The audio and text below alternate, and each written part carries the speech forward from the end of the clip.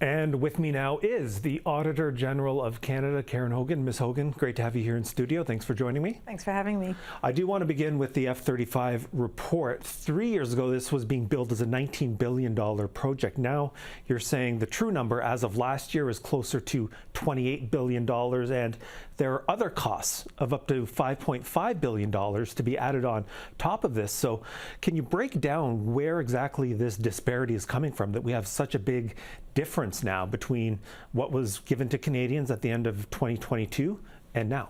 I think there's two elements that contributed to the increase in cost of this project, some which were well within control of national defense and some that were not. So the first number, that $19 billion, was based on outdated information. There was more up-to-date information available for the cost of planes that were not factored in to the original estimate.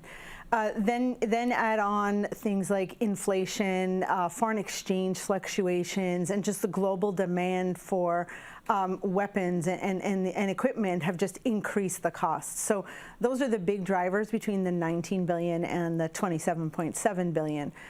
The way National Defense splits up its projects, there were other projects that were needed, some infrastructure and missiles that were essential to have the F-35s be used as intended, and that's where the additional $5.5 billion that we identified should be added if you want to look at the total cost of transitioning from CF-18s to CF-35s. Okay, so how should Canadians look at the cost of this? Because we've talked about the cost of the F-35 for years, and you're talking about potential extra cost coming up through the years. What does your work looking back say about what the cost could be going forward? Well, back in 2018, my office did an audit on the CF-18s, which are the fighter jets that Canada already has, and we found that there was a shortage of qualified pilots. And we see that that risk still exists when we look at CF-35. So regardless what plane Canada ends up buying and flying, you're going to need a pool of qualified pilots. And so there's certain risks that I would like to have seen better managed based on our previous work that we've issued more recommendations on today so that they better manage costs and better manage some of those risks. Yeah, you talk about the pilot shortage. You also talk about construction being behind schedule for fighter squadron facilities, one at Cold Lake, one at Bagotville in Quebec. Walk me through what's happening here with those delays and what it means for the F-35. So National Defense tried to get ahead of things here. They knew that they needed to update their infrastructure at Cold Lake and Bagotville as well as across the country. And so they started to plan for that well before a decision was made on what aircraft to purchase. So then when the decision was made to get CF-35s, they had more specific information about what was needed in that infrastructure. And that's where the plans are not very responsive. They're sort of reactive to risks. And now there's about a 3-year delay on having those facilities ready. So what does that mean? It means that interim facilities are needed, which are going to drive the costs up even more. The cost of that, D&D hasn't determined yet, but that will see the costs of transitioning even increase further than what's in our report. Okay, so we know the government is reviewing the F-35 project. We expect that to be done this summer. Beyond what you've already talked about, what needs to change and what does the government need to be doing to get back on track to have this full operational capacity for the F-35 that's been promised by the year 2033? So we issued a few important recommendations. One would be to finish their plans. There are a lot of plans about different parts of this project. It's a long, large project, a long lead time.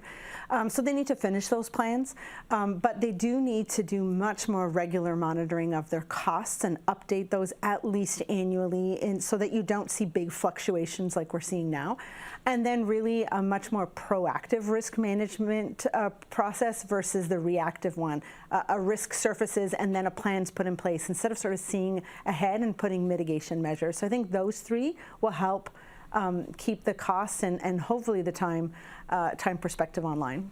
Okay, I want to shift to another one of your reports, which is looking at registration under the Indian Act. You say the government is poorly managing the process. So what does that mean in real terms for First Nations people who are trying to access services? So under existing Canadian law, First Nations peoples need to register under the Indian Act, and that gives them access to essential services like financial support for post-secondary education or certain medical medical treatments and transportation if they need to leave their community for health reasons. So these are real essential things. And what we found is that the department was taking on average 16 months to approve or to make a decision about registration under the Act. That's almost 3 times as much as their service standard of 6 months. And that's a really long time to be waiting to gain access to something that you have rights to under Canadian law. So what's the reason for that? What is the government telling you about why we have these delays, and what are they doing to fix it? So there were recent amendments to the Act that saw an increase in the applications for registration. So there is a resource constraint, but I do think the government needs to look at their processes to find some opportunities to be much more efficient. I think the public service should say we know we can process something as important as a passport much faster than we can process an application for registration under the Indian Act, and find some ways to be much more efficient with this. There is even then an interaction with First Nations communities, a partnership with some trusted sources and administrators there, but the funding for them hasn't been updated either since 1994 or is unstable and unpredictable, and that's not a good way to help transition some of these services to First Nations people. You need to give them the training, the resources, and the time to deal with this. Right. All right, another report, GC Strategies. This is a company that you've dealt with before in terms of your reports. Last year there was a scathing report on the ArriveCan app, which is linked to this company. But in today's report, it seems you're identifying a wider problem when it comes to contracts with this company. Why were the rules not being followed more strictly across the wider breadth of the federal government? So this is our second report on professional services contracts. The first one came out a little bit after the ArriveCan audit, and it was linked to contracts with McKinsey and Company. And now we're looking at contracts with GC Strategies. This was in response to a motion in the House of Commons. So it's taking us back to the exact same time frame. If you may recall, when I issued that report for McKinsey, I said I had no reason to believe that this would be unique to this one vendor. And here we are confirming that that's not the case. I think that the federal public service needs to sit back and say, why is there so many rules that are just not being followed? These rules are meant to ensure transparency, accountability, and good value for money. And is there too many rules? Are people circumventing them to go too fast? So I think the government has to figure that out and then make a decision about whether they need to reduce rules or just retrain folks on the rules that are there and apply them. Okay, but as you say, it's not the first time we're talking about contracting rules in the federal public service with these companies.